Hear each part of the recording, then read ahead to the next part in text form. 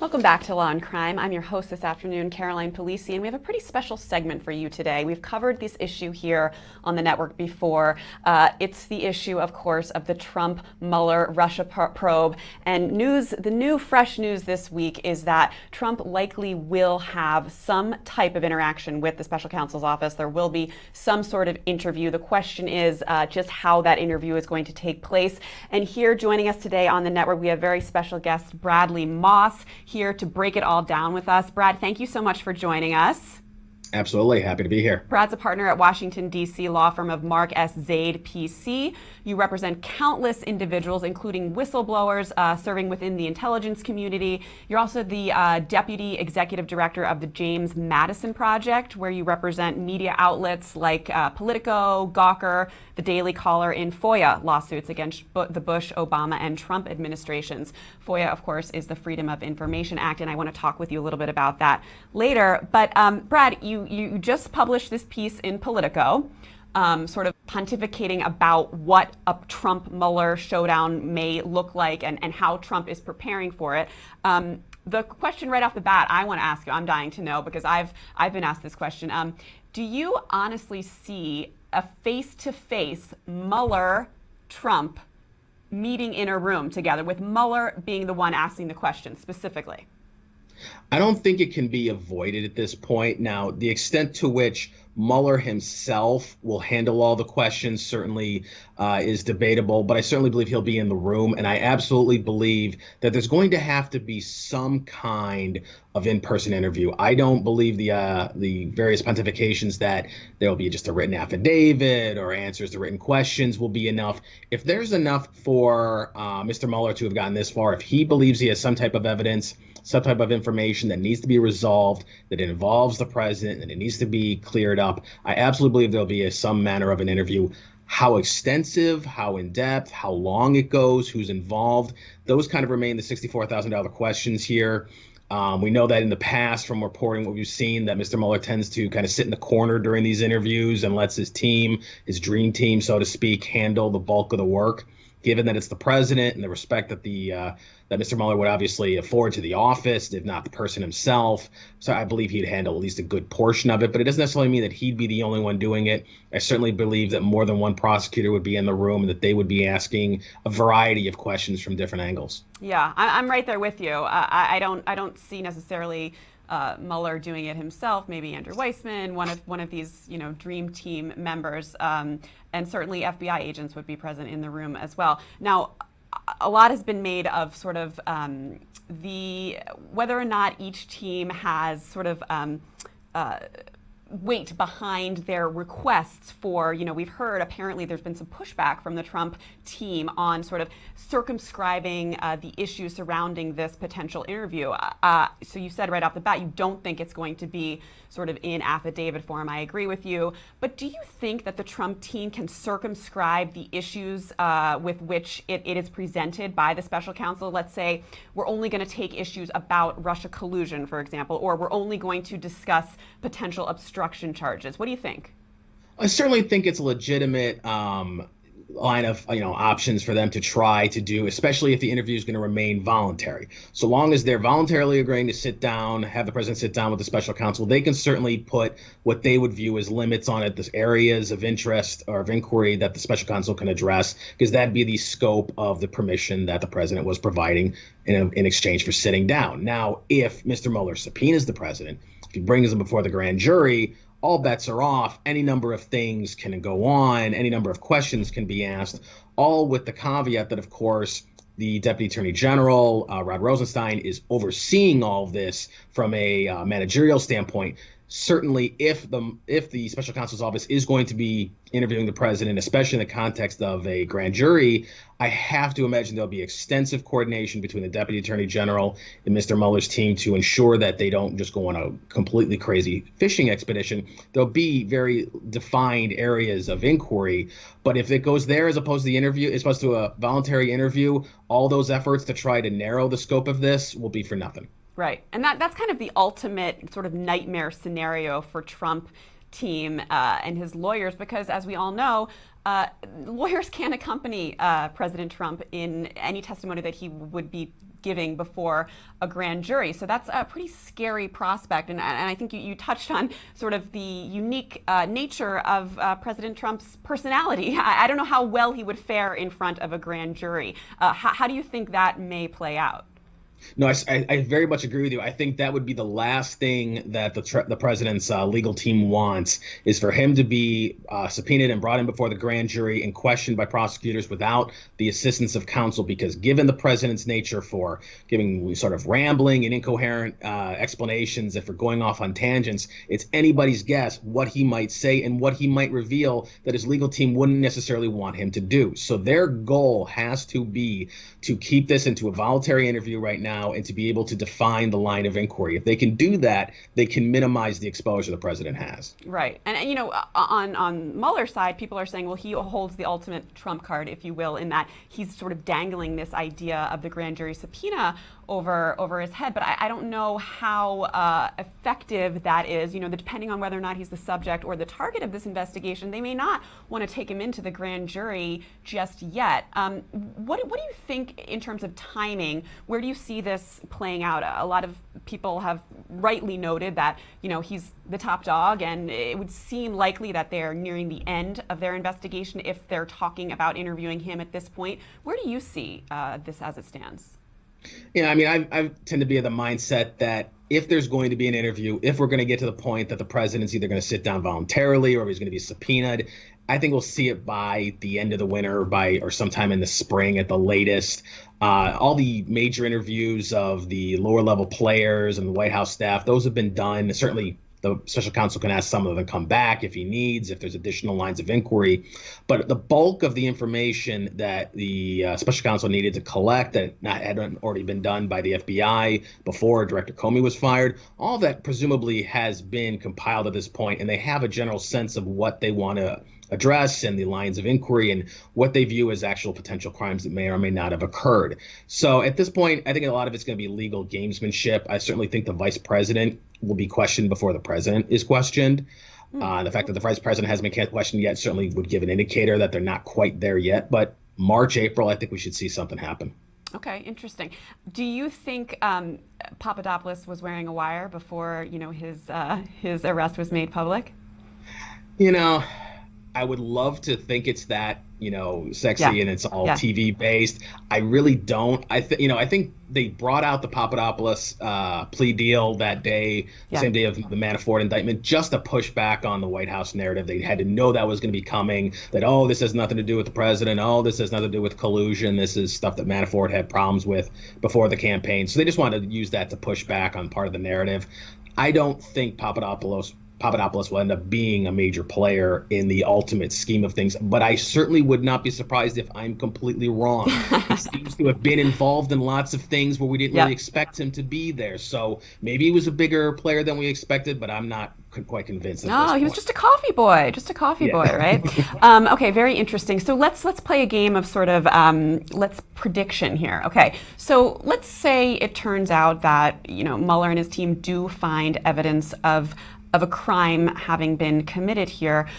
What does he do at that point, keeping in mind that this is a sitting president and that the question of whether or not a sitting president can be criminally indicted has yet to be ruled on by the Supreme Court? But, you know, other institutions in our country have sort of pontificated about that issue. What do you think he's likely to do? Yeah, I remain of the mindset and of the view that I think the Justice Department takes this view as well, that a sitting president cannot be criminally indicted. And it's not for the idea of he's above the law. It's just that from a standpoint of the process of government and the continuity of government, you can't have a president undergoing a criminal proceeding. There is a legal remedy provided for, though, in the Constitution to address this so no one's above the law. That's impeachment. That's impeachment in the conviction process that goes through the Senate. So if the special counsel does find evidence that he believes warrants a line of criminal inquiry in a normal situation, he would refer that to Rod Rosenstein, who's his ultimate boss in this context. And if Mr. Rosenstein agrees, he refers it to the House for review and for consideration in the context of impeachment, whether it's collusion, whether it's illegal campaign finance violations, if it's obstruction of justice, whatever the special counsel might conclude, that'll ultimately become a political question, not a legal one for Congress to evaluate and to address. Such an important distinction there. And just again to remind our viewers, it's Rosenstein who is Mueller's boss because Sessions recused himself, which apparently President Trump was quite upset about, which could play into this whole issue as well. And I think the Department of Justice memo you were referring to came out of the Office of Legal Counsel. During the Nixon era, they said that a sitting president could not be criminally indicted. That was reaffirmed then under Clinton in 2000. And just as you said, just purely for purposes of having the executive branch sort of function as it should, that issue was decided. But the question is whether or not Mueller would press back on that. I want to ask another sort of look into the future question, which is, what if it turns out there's no collusion here? Okay, Team Trump has been sort of yelling from the rooftops that there was no collusion, and you can sort of expand upon the issue of course, there is no crime of collusion, but let's say there is no sort of conspiracy to commit whatever under, violation of campaign finance laws, what have you. Could Mueller then move forward, both from a legal standpoint with an obstruction case, but also from a political standpoint? Do you think he can move forward with an obstruction case? What do you think?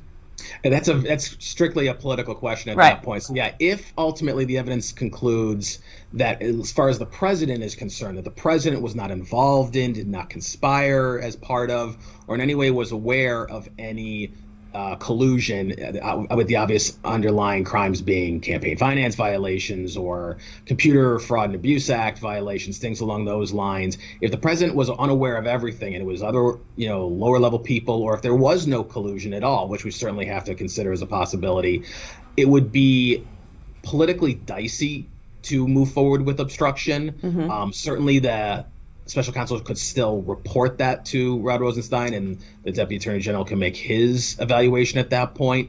But if there really is no there, I don't see Congress ultimately moving to impeach, and I certainly don't see them, even if they impeached, moving to convict this president based off what would otherwise simply be political, stupidity and inexperience.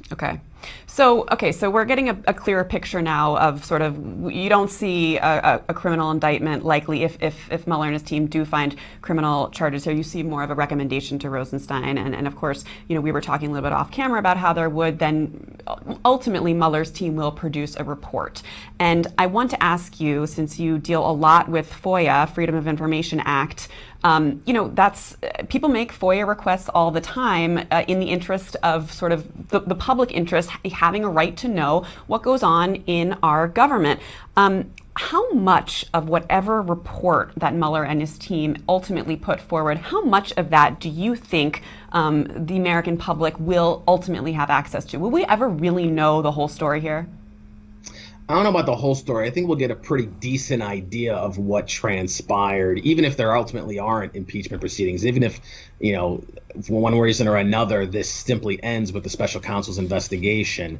I think you'll see ultimately an unclassified report proactively published to the American public and the world at that point, just like we did with the 9/11 report and with Ken Starr's report back during the Clinton years. It'll outline a lot of the interviews, a lot of the major factual conclusions and findings. It'll conclude or evaluate the credibility of various claims and outline who truly did what and who knew what, where, and when.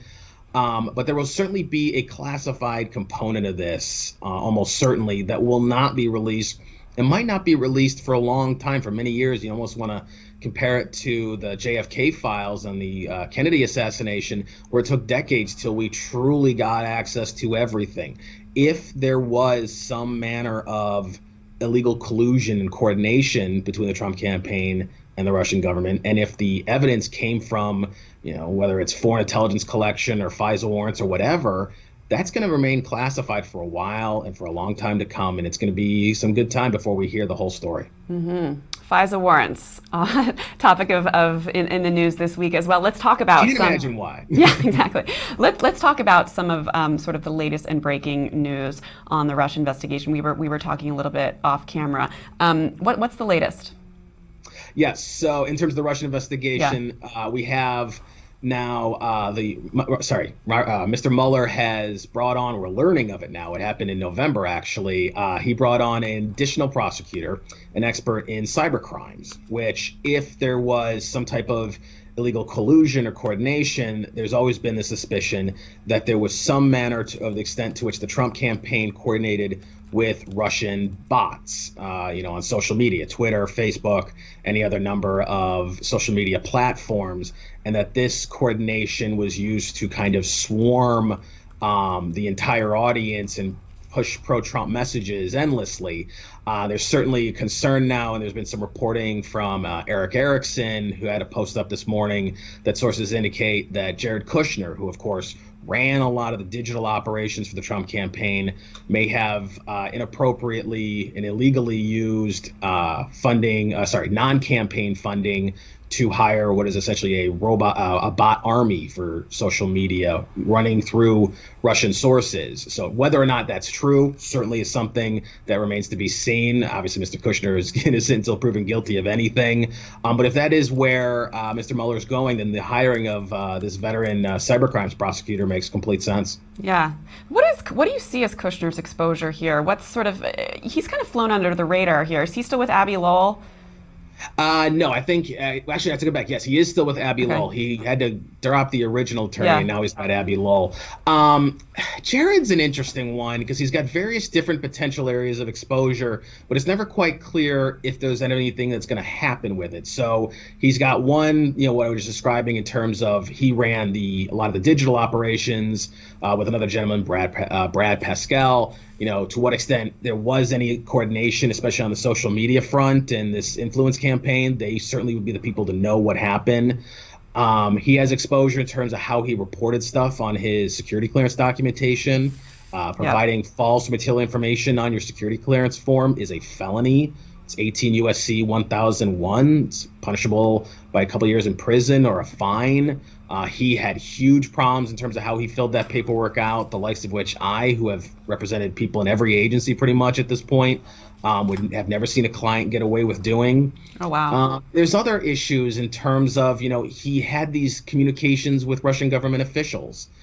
He was suggesting, using Russian government secure communications channels to have discussions. Some of that might just be political, again, stupidity and inexperience. But I think part of what the special counsel's inquiry is trying to figure out is, was there more to this? Was he just, the naive, white prince, or was he really breaking some laws in terms of how he was running things? Right. And just for our viewers, we have an article about this up on lawandcrime.com right now about the coordination with this cyber expert and special counsel Robert Mueller sort of taking on this new aspect of the case. We're just learning of it. Obviously, like in everything else in this case, we are several months behind in terms of the drip, drip, drip of information. Brad, I know you have a hard stop at 1:20. I want to thank you for being here with us. I just want to ask you one last question briefly about, the piece that you wrote in Politico was mainly about prepping Trump for for this potential interview with Mueller. And how do you think, as an attorney dealing with sort of sometimes, how shall we say, interesting individuals, how do you think they're trying to rein Trump in at this point? Or what can you do when you're advising President Trump in a situation like this? Well, you have to play to the client's strengths. I mean, look, President Trump is not the type who's going to do extensive preparation. As I noted in the piece in Politico, he's not going to be able to replicate Hillary Clinton's, 11-hour marathon testimony where she could cite to a specific document and paragraph in the massive binder. That's not who he is. To try to prep him in that way would be just professional malpractice. That's not going to help him. It's going to confuse him and make things worse. So if you're trying to prepare the president, and then presumably he's listening to his lawyers, he's listening to Ty Cobb, he's listening to John Dowd, you have to say, look, here are the issues that are going to be addressed. We need to go through over and over with you to make sure you have clear explanations and simple ones that you can recall without getting tripped up, what you knew, when you knew it, and what you said and why you said it. And if they can do that, as I noted in the piece, I think he will be okay, at least in terms of that interview. But if he just does it like he does everything else in his life, I think he's going to step on a couple landmines, and it's going to cause major problems for him. Yeah. Bradley Moss, thank you for being with us. Sounds like you have a conference call to get on. So thank you so much for being here. We really appreciate your insights. We hope you'll be back on the network with us soon. Thanks again. Anytime.